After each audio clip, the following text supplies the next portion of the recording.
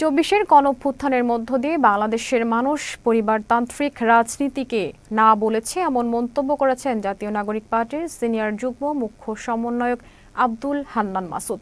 শনিবার সিরাজগঞ্জের বেলকুচিতে জাতীয় নাগরিক পার্টির সাংগঠনিক কাঠামো মজবুতীকরণ ও তৃণমূলের রাজনৈতিক প্রত্যাশা বাস্তবায়নের লক্ষ্যে নাগরিক সমাবেশে তিনি এসব কথা বলেন।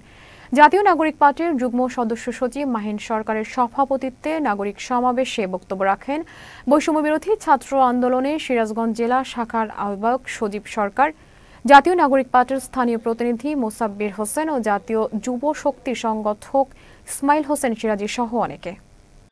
যদি 2014 সালের বালিকটাকে সরাতে পারতেন তাহলে আজকে আমাদের এখানে এসে বক্তব্য দিতে হতো না, আমরা বই পড়তাম, পিকনিক করতাম বিসিসের জন্য। আপনারা সেদিন পারেন নাই বলেই আমরা আজকে এখানে এসেছি, এখানে কথা বলতে হচ্ছে আমাদের।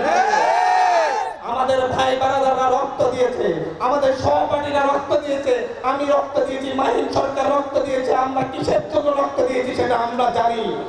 আমরা আপনাদের হাতে, আপনাদের মতো দুর্নীতিবাজদের হাতে আমার রাষ্ট্রকে তুলে দেওয়ার জন্য রক্ত দিই।